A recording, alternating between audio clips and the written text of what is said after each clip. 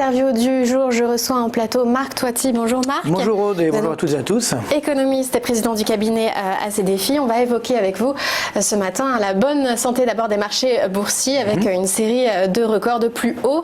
Alors à quoi est-ce dû principalement cette série de plus haut? Je veux dire que ça continue encore et encore, comme dirait une chanson célèbre, effectivement. Mais bon, ça continue dans le vide. C'est-à-dire que globalement, on a un contexte où les taux d'intérêt sont extrêmement bas, donc il n'y a pas forcément d'alternative. Donc on se dit, finalement, on continue. Allez, quelques petites bonnes nouvelles économiques. Bien sûr, vous l'avez dit, des fusions qui sont assez importantes sur des niveaux de valorisation très élevés quand même. Donc c'est ça qu'il faut bien prendre conscience. C'est que, à la rigueur, que ça monte, pourquoi pas. Mais on a quand même ce phénomène de bulle que j'explique dans Un monde de bulles, effectivement, mon dernier livre, où justement, on a cet écart entre la valeur financière des actifs et la valeur réelle des actifs. Par exemple, un Dow Jones aujourd'hui à 28 000 points, pour justifier économiquement un tel niveau, il faudrait une croissance mondiale de 10%.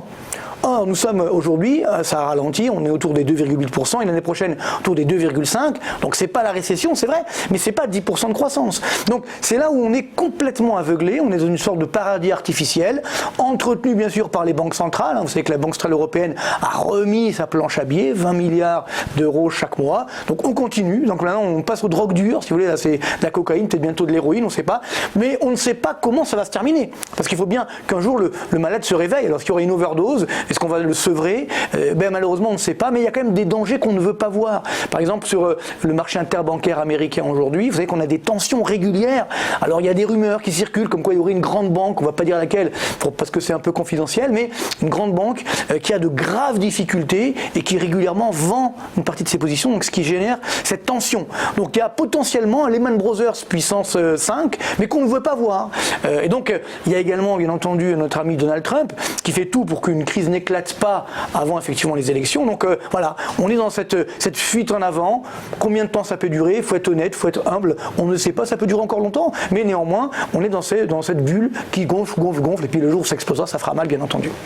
Il y a une bulle, et quand vous dites que c'est décorrélé de la croissance réelle, est-ce que c'est la faute des entreprises qui n'ont pas des chiffres suffisants, des résultats suffisants? Oui, alors disons que les entreprises, là aussi, il y a quand même des dividendes, heureusement. Le problème, c'est également cette croissance des dividendes, qui ne sera pas à l'aune de ce que peuvent imaginer aujourd'hui les investisseurs. Et puis surtout, il y a beaucoup d'entreprises qui sont maintenues en vie ou qui voient leurs résultats améliorés parce que les taux d'intérêt sont artificiellement bas. Donc c'est ça qui alimente un petit peu cette tendance. Donc à court terme, tant mieux. Pourquoi pas se gêner, bien entendu.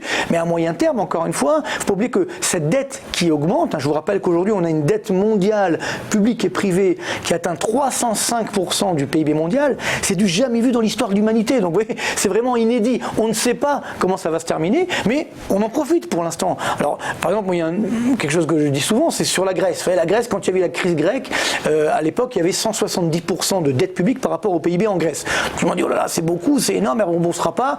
Donc, les taux d'intérêt à 10 ans de la dette grecque sont montés à l'époque à 35%. Il y avait une sanction. Donc, après, évidemment, il y a eu les Européens qui ont annulé une partie de la dette grecque. Donc, on est tombé à 140%.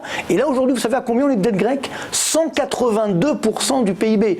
Donc, plus que pendant la crise grecque. Donc, les taux d'intérêt devraient augmenter, mais non, les taux d'intérêt sont à 1,3%. Ça n'a aucun sens. On marche sur la tête.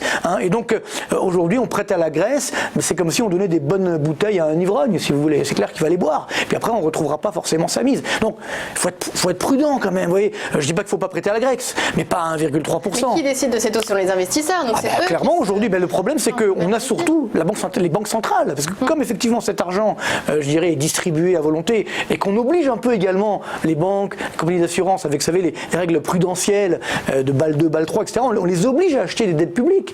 Donc, elles y vont. Et donc, ça alimente un petit peu ce marché artificiel, ce paradis artificiel, mais qui deviendra très vite un enfer réel. Donc, parce qu'il ne faut pas oublier que, comme l'a dit dernièrement M. Macron, il nous a dit, le déficit public à 3%, on s'en fiche, c'est de notre temps.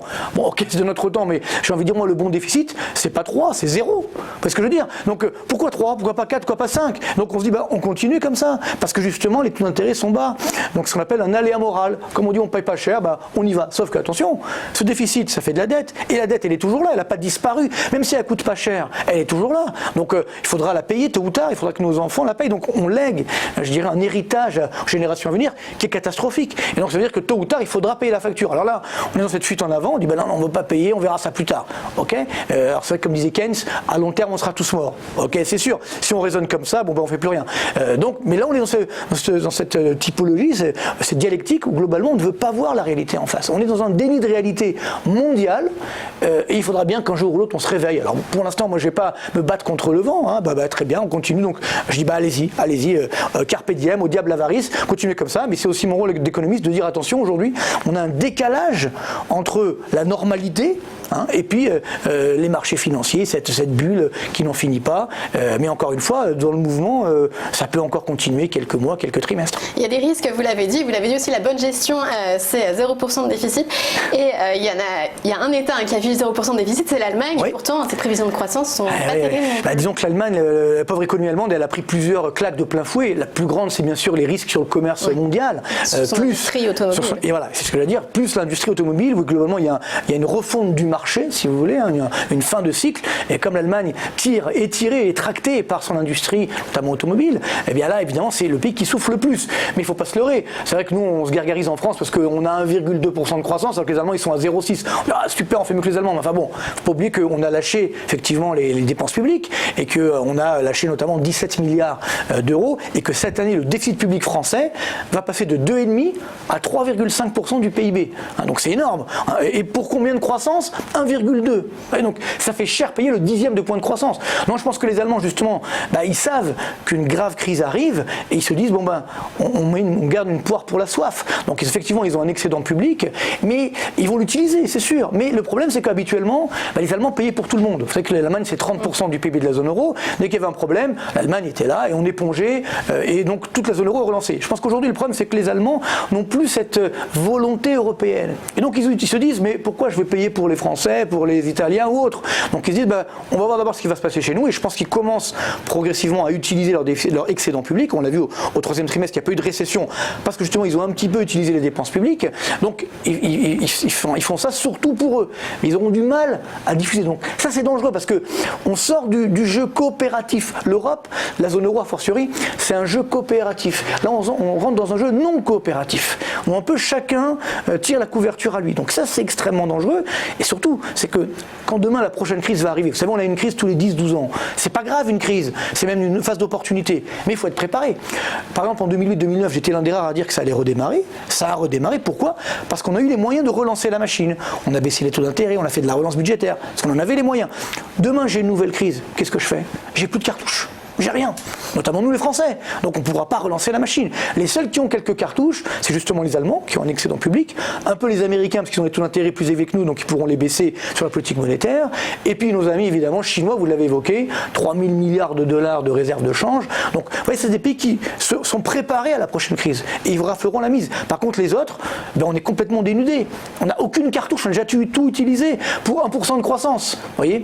Donc c'est ça qui est très dangereux, c'est que quand va arriver cette crise, alors je sais qu'on ne veut pas qu'elle arrive, mais c'est comme la nature humaine. Forcément, il y a des crises qui arrivent régulièrement. Et bien, comme on n'est pas préparé, comme on n'a pas les moyens de résister, ça peut faire plus mal que dans d'autres pays, notamment chez nos amis allemands. Mais est-ce que l'Allemagne va utiliser les dépenses publiques pour relancer la machine ? Alors justement, elle peut montrer l'exemple de la France qui a mis 17 milliards sur la table avec les gilets jaunes et finalement très peu de croissance. Tout à fait. Il n'y a pas que les 17 milliards. Encore une fois, je l'évoquais, il y a un point de PIB qui a été dilapidé en termes de déficit public. Et encore, on avait des taux d'intérêt à 0. C'est-à-dire que si on n'avait pas eu ça, parce que ça aussi, ça réduit la charge de la dette, on aurait un déficit public beaucoup plus élevé. Donc les Allemands disent aujourd'hui, attention, en gros, on ne donne pas à boire à un animal qui n'a pas soif. Ça, il faut bien prendre conscience qu'aujourd'hui, et la BCE, moi j'ai beaucoup aimé Mario Draghi, c'est parce qu'il a sauvé la zone euro, mais là il a savonné la planche à Madame Lagarde, en obligeant de faire une nouvelle phase de planche à billets. On sait très bien que ça ne marche pas, parce que on voit bien, on met des milliards chaque mois, mais il n'y a pas de croissance. Si d'ailleurs on avait 4% de croissance, on pourrait dire au diable l'avarice, on y va. Mais non, il y a 1%. Pourquoi ? Cet argent, et c'est là où on se trompe. Si vous voulez, on se dit, il n'y a pas d'inflation, donc on peut continuer. Oui, mais l'inflation, il y a deux inflations. Il y a l'inflation sur les prix à la consommation, donc là, effectivement, il n'y en a pas, parce qu'il y a une demande qui est faible, mais par contre, il y a une autre inflation, qui est sur le prix des actifs. Et là, l'inflation, elle est énorme. Donc le prix des actifs, c'est l'immobilier, la bourse, les obligations, etc. Et ça, évidemment, il y a une bulle énorme. Donc là, il y a de l'inflation, mais on ne veut pas l'avoir. Donc, et en plus, c'est une mauvaise inflation. C'est pas une inflation qui fait de la croissance. Donc comment on redirige vers la bonne inflation? Eh bien, malheureusement, on redirige s'il y a justement une croissance plus forte. Donc il faut avoir les structures économiques qui peuvent permettre justement d'avoir cette croissance plus forte. Et malheureusement, aujourd'hui en Europe, ce n'est pas le cas. On a une économie trop rigide, trop molle, beaucoup trop d'impôts, notamment chez nous les Français. Et donc on le voit bien, on a du mal, je dirais, à redynamiser tout ça. Les seuls qui s'en sortent, c'est un peu les Américains, justement, parce qu'ils ont baissé beaucoup, effectivement, les impôts. Ils ont un taux de chômage de plein emploi. Mais regardez, en France, on a encore 8,6% de taux de chômage. Donc ça montre bien que là aussi, malgré tout ce qu'on met dans la machine, ça marche pas forcément bien. Donc il y a un gros travail. Si vous voulez, la planche à billets, tout ça, c'est une condition, on va dire, nécessaire, mais pas suffisante pour relancer la croissance. Il faut une économie beaucoup plus dynamique, beaucoup plus fluide, ce qui malheureusement n'est pas le cas. Et donc c'est pourquoi les Allemands, ils se disent, moi je veux bien payer, mais si ça ne sert à rien, pourquoi le faire? Et donc ils vont plus orienter vers ce qui se passe chez eux. Donc on en bénéficiera, bien entendu, mais ça ne permettra pas d'avoir une croissance forte. Je pense que l'année prochaine, d'ailleurs vous avez peut-être vu l'OCDE, le FMI, qui a révisé ses prévisions à la baisse. Donc sur les miennes, il m'a un peu copié, mais je n'en veux pas. On aura une croissance qui effectivement ralentit. C'est pas la Bérésina, mais quand même au niveau mondial, c'est 2,5%. Je vous rappelle que la croissance moyenne depuis les années 80 au niveau mondial, c'est 3,5% chaque année, hors inflation. Là, on est qu'à 2,5%. C'est un plus bas depuis 2009. Donc c'est quand même pas très très bon signe. Donc je ne vais pas, encore une fois, être pessimiste. Moi, je suis optimiste, mais il faut aussi être réaliste pour mieux anticiper. De la suite. Merci beaucoup, Avec Marc plaisir. Potier. Je rappelle que vous êtes président du cabinet À ces défis.